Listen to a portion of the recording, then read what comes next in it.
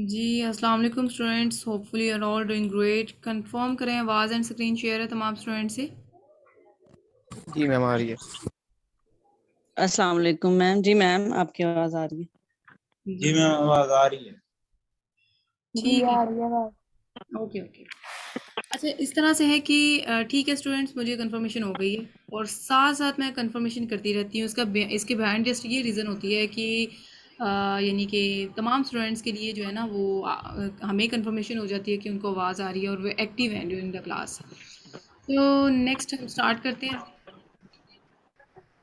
अच्छा जी, अब इसमें जो है तमाम स्टूडेंट से स्टार्टिंग में मैं एक चीज़ मेक श्योर करना चाहूँगी कि तमाम स्टूडेंट्स के माइक एंड कैमरास ऑफ होने चाहिए। ठीक है, स्टार्ट करते हैं लेक्चर, बट उससे पहले ये तमाम स्टूडेंट्स मेक श्योर करेंगे अपने माइक एंड कैमरास ऑफ, तो देन हम जो है वो लेक्चर स्टार्ट करें।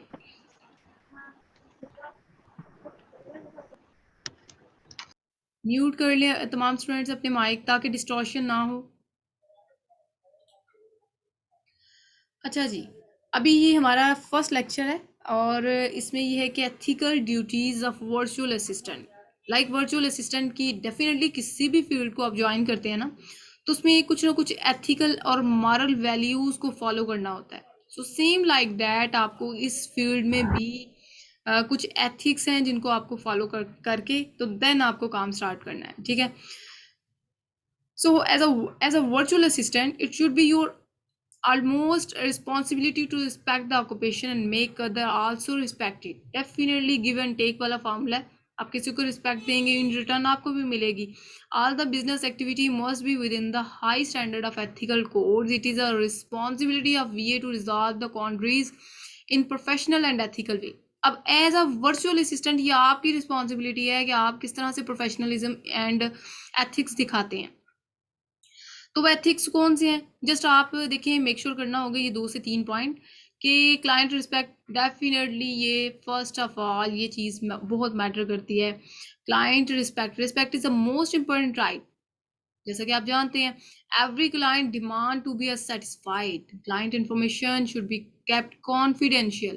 क्लाइंट ने अगर ये कह दिया ना कि मेरा अकाउंट किसी को शो नहीं करना, तो नहीं करना। इट्स मीन कि नहीं करना, क्योंकि आप एग्रीमेंट उसको जुबान दे चुके हैं, तो उसकी प्राइवेसी को लीक नहीं करना। Privacy and secrecy should be main responsibility of you as a V virtual assistant के तौर पर आपकी रिस्पॉन्सिबिलिटी है कि आपने किस तरह से जो है यानी कि क्लाइंट की जो प्राइवेसी है उसको किस तरह से आप सिक्योर रखेंगे।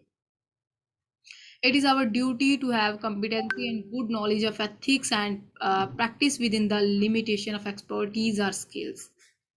Okay, so honesty and integrity. Her field में ज्वाइन करने से पहले आपको एक चीज़ मेक श्योर होनी चाहिए कि आप definitely honesty is the best policy. आपने ये लाइन सुनी हुई है, सो इस फील्ड में भी आपने ऑनेस्टी दिखानी है। अब ये ना हो कि आप क्लाइंट ने पर अकाउंट, हमने जो क्लाइंट का अकाउंट हैंडल करना होता है ना, उसमें हमने तकरीबन 3 से 4 घंटे एक क्लाइंट के अकाउंट को काम वर्किंग को देना है।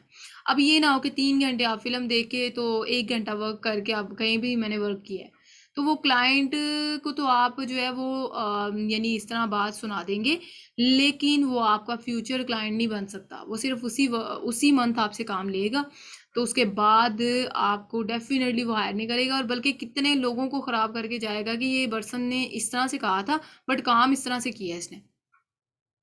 तो इस फील्ड में आपने ऑनेस्टी दिखानी है। ठीक है, interest of client as a virtual assistant, it is your duty to place the client interest and beneficial at your supreme priority. ठीक है, अच्छा, अब VA ने क्लाइंट ने आपको हायर किया एज अ VA, तो डेफिनेटली आपकी रिस्पॉन्सिबिलिटी बनती है कि आप उसको सेटिस्फाई कर सकें। अब सेटिस्फाई कैसे आप करेंगे, आप अपनी वर्किंग से उसको सेटिस्फाई कर सकते हैं।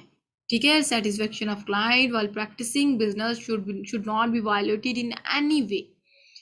तो मेक श्योर करना है कि ये चीज़ें आपने इम्प्लीमेंट करनी है। क्लाइंट की जो यानी कि क्लाइंट की प्रायोरिटी हमारे लिए फर्स्ट जो है वो होगा कि हम क्लाइंट की प्रायोरिटी को फर्स्ट यानी कि फर्स्टली रखें, और उसको यानी कि फॉर एग्जांपल क्लाइंट कह रहे जी होम एंड किचन में कैटेगरी में प्रोडक्ट फाइंड आउट करके दें, तो हम ये ना करें जी हम पेट में लगे रहें। हमने पहले यही कोशिश करनी है कि हम उसी की डिमांड के अकॉर्डिंग काम करें।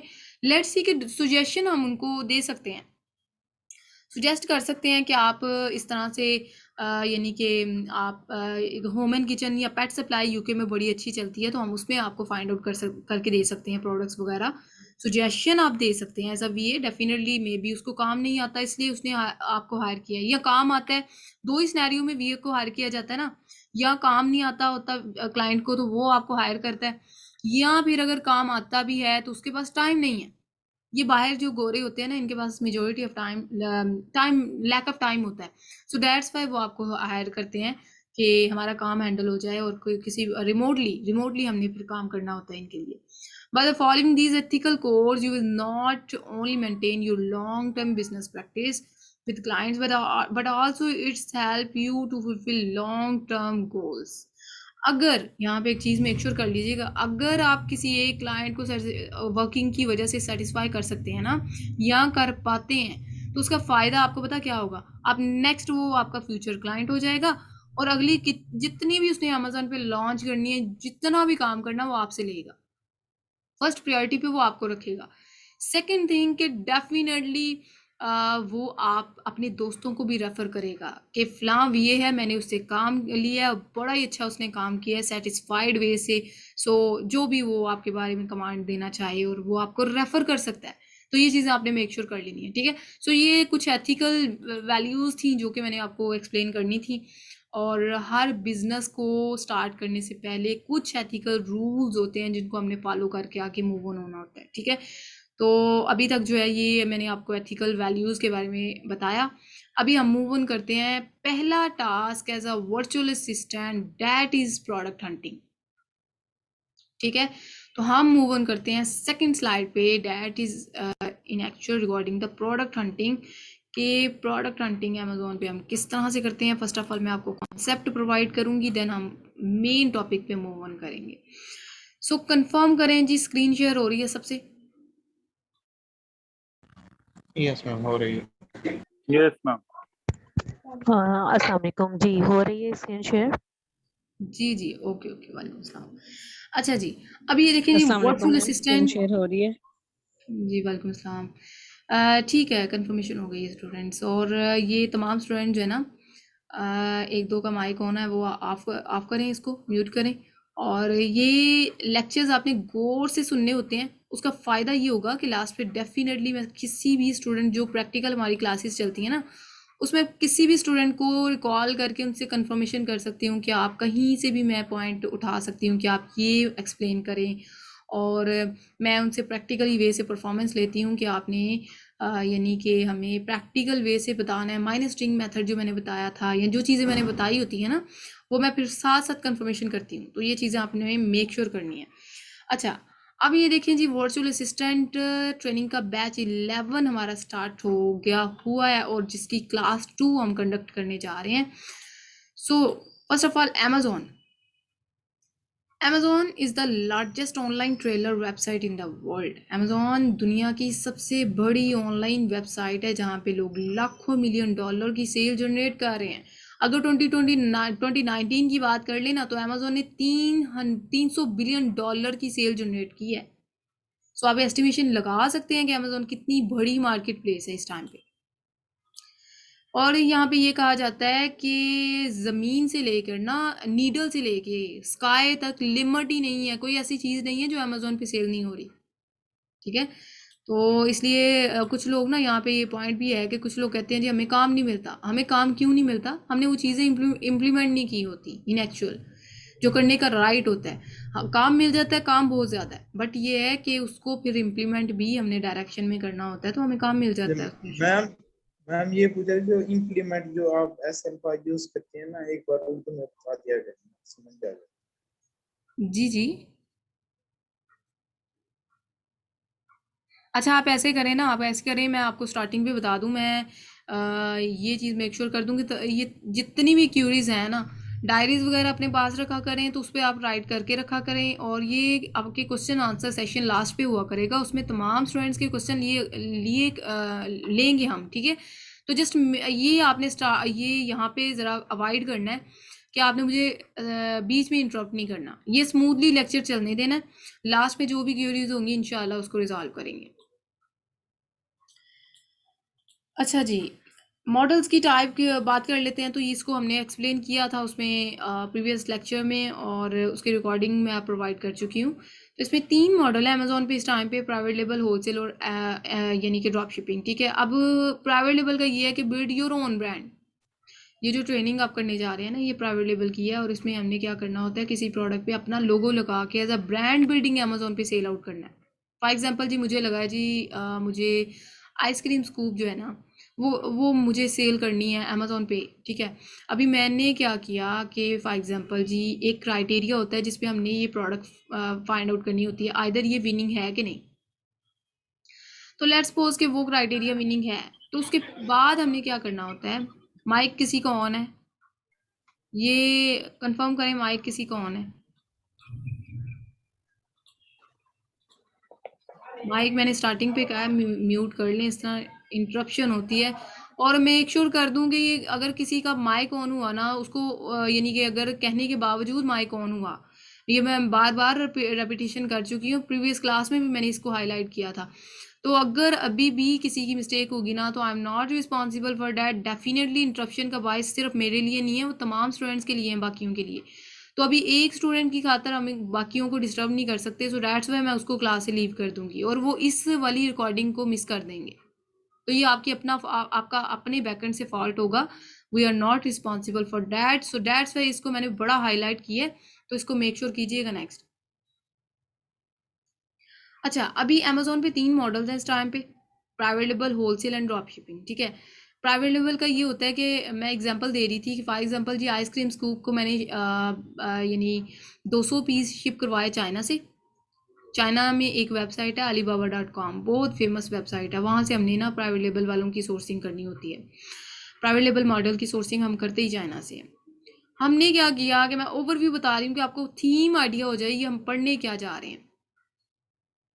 हमने क्या करना है कि उनके 20 से 200 तकरीबन पीस, MOQ वैसे वो 500 से कम नहीं दे रहे आजकल, लेकिन वैसे मैं एग्जांपल दे रही हूँ जी। लेट्स सपोज कि 200 पीस हमने शिप करवाए चाइना से, और जहाँ का अकाउंट होगा ना क्लाइंट का, फॉर एग्जांपल UK या USA, तो हमने वहाँ पे शिप करवा देने हैं। अब वहाँ पे शिप करवाने का मकसद ये है कि अब मैंने शिप करवाने से पहले उस प्रोडक्ट पे अपना ब्रांड, चूँकि मैं ब्रांड बिल्डिंग अमेज़ोन पे सेल करना चाह रही हूँ ना, तो मैंने अपनी मर्ज़ी का डिज़ाइन सप्लायर से बनवाना है और अपनी मर्ज़ी का लोगो लगवाना है। ठीक है, तो उसको अमेज़ोन पे सेल आउट कर देना है, तो वो मेरा अपना ब्रांड होना है, क्योंकि मैंने अपनी मर्ज़ी से लोगो और उस पर ये करवाया ना, डिज़ाइन वगैरह करवाया, तो मेरा अपना ब्रांड है। मैंने अपना ब्रांड जो अमेजोन पे सेल आउट किया है, तो as a being a brand building Amazon पे जाना, किसी प्रोडक्ट को सेल आउट करना, that is in actual called private label. Wholesale का पर्पस ये होता है कि ऑलरेडी किसी की प्रोडक्ट अमेजोन पे पड़ी हुई, होलसेल का क्राइटेरिया, इस पे ना स्पेसिफिक एक क्लास होती है जिसके थ्रू मैं स्टूडेंट्स को लीड करती हूँ कि आपने किस तरह से होलसेल मॉडल में चलना है। तो इसमें ये है कि लेट्स सपोज के अमेजोन FBA होलसेल, अब होलसेल में इस तरह से होता है, ऑलरेडी कोई ब्रांड है ना अमेजोन पे, तो हमने क्या करना है कि उस ब्रांड से ना अप्रूवल लेना है। ठीक है, फॉर एग्जांपल जी जोगो ब्रांड है, तो उससे अप्रूवल लेके फिर हमने प्रोडक्ट लाइव करनी है, उसी से शिप करवाने हैं, हमने चाइना की तरफ मूव ऑन नहीं करना, हमने उसी से थोड़े से पीस मंगवाने हैं और अमेजोन पे सेल आउट करना शुरू कर देने हैं। तो that's model in actual called Amazon FBA wholesale. अभी नेक्स्ट है ड्रॉप शिपिंग। ड्रॉप शिपिंग का ये होता है कि इसमें ना होलसेल में और ड्रॉप शिपिंग में डिफ्रेंसिएशन ये होता है कि होलसेल में तो हमने ब्रांड से ही लेके पीस मंगवा के तो सेल आउट करने हैं ना, उसी की लिस्टिंग में मी टू करके। लेकिन ड्रॉप शिपिंग वाले जो है ना, नो डाउट के ब्रांड के साथ मी टू करके चिपक के बैठ जाते हैं, बट ये अप्रूवल नहीं लेते। और ये प्रोडक्ट जो है ना, ये ब्रांड से नहीं लेते, ये वहाँ से लेते हैं जहाँ पे इनको अच्छी प्राइस में मिल रही हो। फॉर एग्जांपल स्टे हो गया, फॉर एग्जांपल जी यानी कि वॉलमार्ट हो गया, ईबे हो गया, तो ये उस तरह की वेबसाइट्स जो है ना, उन वहाँ से सोर्सिंग करते हैं और अमेजोन पे जाके उसी ब्रांड के साथ मी टू करके बैठ जाते हैं। अब इस केस में ना ये यानी कि बहुत ज़्यादा अकाउंट्स वगैरह सस्पेंशन का चांसेस होते हैं। सो दैट्स वाई यानी कि इसमें थोड़ा इंटरेस्ट भी नहीं है एज़ कम्पेयर टू कि हमारी जो एक्सेल कॉमर्स पाकिस्तान ट्रेनिंग करवा रहे हैं, वो प्राइवेट लेबल होल सेल की करवा रहे हैं, not drop shipping. Next e commerce की बात कर लेते हैं। इलेक्ट्रॉनिक वे से कोई भी बाइंग एंड सेलिंग का प्रोसेस आप करते हैं ना, लाइक दराज से आपने ऑनलाइन वे से कोई चीज़ परचेज की है, तो ये इलेक्ट्रॉनिक ई कॉमर्स के ज़मरे में आ जाती हैं चीज़ें। ई कॉमर्स में B2B एंड B2C आ जाती हैं चीज़ें। सो B2B हमने काम करना होता है, क्योंकि business to business. For example जी, मेरे पास इसकी एग्जांपल मैं इंक्लूड करूँगी। फॉर एग्जांपल मेरे पास ना आइसक्रीम स्कूप पड़ा था। ये तमाम स्टूडेंट्स कंफर्म करें, आवाज़ क्लियर है सबको? जी मैम क्लियर। ओके। अच्छा, इसमें ना बिजनेस टू बिजनेस का मतलब ये है कि मेरे पास कुछ आइसक्रीम स्कूप के पीस पड़े थे, और ये मैंने क्या किया, मेरी वेबसाइट थी unze.com। अब मेरे पास पड़े नहीं थे, मुझे वैसे चाहिए थे कि मैं unze.com पे सेल आउट करूं। मैंने क्या करना है कि उनको मैंने चाइना में alibaba.com एक वेबसाइट है, मैंने वहाँ से वो पीस मंगवाने हैं, शिप करने हैं, और मैंने आके अपनी वेबसाइट unze.com पे सेल आउट कर देने हैं। तो इस प्रोसेस को कहते हैं बिजनेस टू बिजनेस, B2B। जबकि और ये B2B अमेजोन के केस में हम किस तरह से करते हैं कि वेबसाइट जो alibaba.com है चाइना में, वहाँ से शिप करवाते हैं पीस प्रोडक्ट, और हम आके तो अपनी वेबसाइट जो है ना, ये अपनी वेबसाइट नहीं, अमेजोन भी एक वेबसाइट है ना, तो वेबसाइट पे आके सेल आउट कर देते हैं। तो ये मॉडल है B2B। बिजनेस टू कस्टमर का मतलब ये है कि business to customer. For example इसकी एग्जांपल इस तरह से इंकोड करते हैं कि फॉर एग्जांपल मेरे पास ये जो मेरी वेबसाइट थी unze.com। अब मेरे पास अगर कोई कस्टमर आया ना, तो इट्स मीन कि बिजनेस टू कस्टमर हुआ है। तो ये मॉडल्स थे। उसके बाद एक और मॉडल होता है ई कॉमर्स की टाइप है C2C। तो C2C का मतलब ये होता है, यहाँ पे इनकोड नहीं मैंने किया हुआ, वैसे आपको एलैबोरेट कर देती हूँ। और ये टर्मिनोलॉजीज जस्ट यानी कि थोड़ी बहुत नो होनी चाहिए, अदर दैन डैट इसका ये कोई इम्पैक्ट नहीं होएगा कि आप यानी कि प्रैक्टिकल वे से इनका कोई नहीं है। वैसे आपको एक नॉलेज स्टार्टिंग से हमने स्टार्ट करना होता है ना, सो ये नॉलेज आपको प्रोवाइड कर रही हूँ। C2C का मतलब है कि customer to customer. For example ये कहते हैं ना, यानी कि ये पाकिस्तान में कौन सी वेबसाइट है जिसको कहते हैं जी, OLX। यस, OLX बेच दे।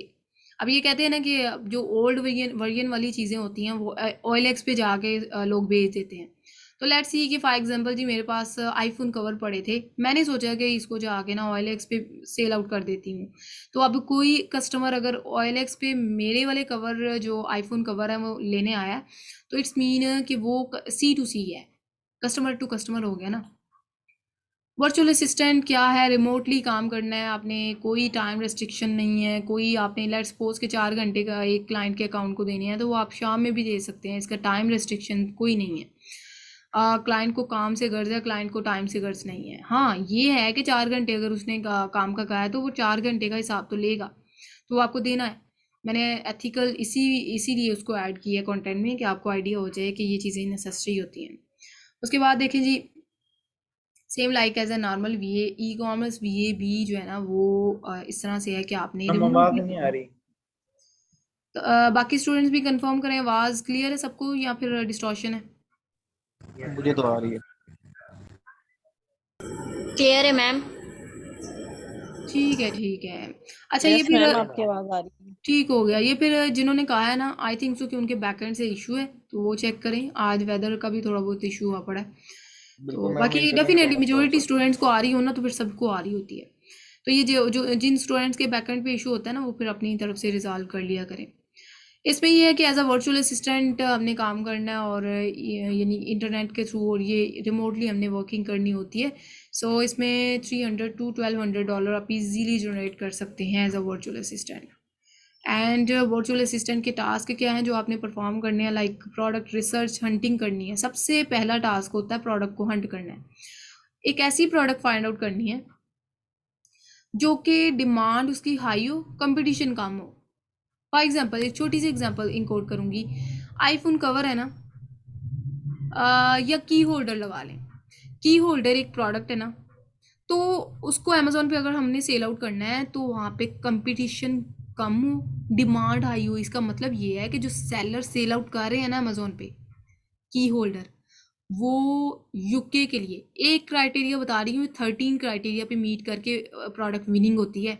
सिर्फ एक बताऊंगी तो बाकी 1 से 2 बता देती हूँ, तो बाकी जो है ना वो डेफिनेटली हम लेक्चर में एलैबोरेटेड वे से देखेंगे। इसमें देखिए, लेट्स सी कि एक प्रोडक्ट है, उसका ये कहा जाता है कि उसका कंपटीशन कम हो। फॉर एग्जांपल ये यूके के लिए कहा जाता है कि कोई भी प्रोडक्ट है ना, उसको 1000 से ज़्यादा सेलर सेल आउट ना करने वाले हों, यानी मिनिमम 1000 सेलर सेल आउट कर रहे हों, उससे ज़्यादा ना कर रहे हों। तो अगर लेट्स सपोज के जी 1200 या 1500 या 2000 तक काम चला जाता है ना, तो वो फिर कंपटीशन में आ जाती है कि ये प्रोडक्ट बहुत कंपेटिटिव है, इस तरह की प्रोडक्ट से आपने अवॉइड करना है। तो यूएसए के लिए कहा जाता है कि जो सेलर सेल आउट कर रहे हैं ना, वो 2000 से कम हो, 2000 से ज़्यादा ना हो। इसी तरह ये रेटिंग हम देखते हैं ना, दराज पे कोई चीज़ बाय करनी हो तो रेटिंग सबसे पहले नज़र पड़ती है। तो इसी तरह अमेजोन पे भी रेटिंग होती है प्रोडक्ट की, तो वो 4.2 से कम ना हो। 4.2 से come it's mean negative reviews आए हुए हैं। तो वो ये क्राइटेरियाज होते हैं जिनको हमने मीट करना होता है, और किस तरह से करना होता है आगे जाके बताती हूँ। कुछ स्टूडेंट्स ऐसे हैं, मेजोरिटी बल्कि स्टूडेंट क्लास में ऐसे हैं जो बिल्कुल न्यू हैं, तो इसलिए मैं ना लैबोरेटरी वे से चीज़ों को एक्सप्लेन करना चाह रही हूँ कि आपको बाकी तकरीबन ऐसे हैं। कुछ स्टूडेंट हमें इस तरह से अप्रोच करते हैं कि वो एनेबलर से पढ़े होते हैं, उनको आइडिया होता है हर चीज़ का, लेकिन मेजोरिटी स्टूडेंट को हमने लेके चलना होता है। सो दैट्स वाई उनको पेशेंस दिखाना पड़ेगा यहाँ पे कि मैंने सबको इक्वलाइज लेके चलना होता है। अच्छा, अब इसमें ये है कि लेट्स एक्चुअली मैम एक सपोज कि रिक्वेस्ट है आपसे। जी जी मैम काइंडली अगर एक सिनारियो को आप साथ में लेके चले ना, तो एज ए बिगनर मुझे ज्यादा आई थिंक समझ आ सकती है, इसलिए मैं कह रहा हूँ, ये रिक्वेस्ट है। लाइक जिस तरह आपने शुरू में चीजें बताई B2B B2C, और उससे पहले आपने बताया, तो एक सिनारियो आप बना लें शुरू से काइंडली के लेट्स सपोज मेरे पास क्लाइंट आया और उसने उसकी ये रिक्वायरमेंट्स थी, फिर उसके साथ साथ अगर चलें तो चीजों की समझ हम मैप करते जाएंगे ना, जो आप पढ़ाएंगे उसको सिनारियो के साथ।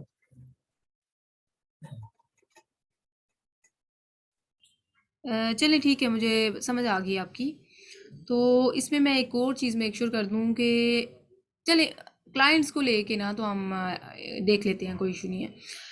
देखिए, फर्स्ट ऑफ ऑल क्या थैंक है, यू मैम। वर्चुअल असिस्टेंट आप टास्क असाइन कर रहे हैं, और ये जो पीछे मैंने टर्मिनोलॉजी B2B और B2C इस तरह की चीज़ें बताई हैं ना, उसको आप बिल्कुल इसके साथ रिलेट ना करें। वो तो वैसे जनरल नॉलेज की चीज़ें थी।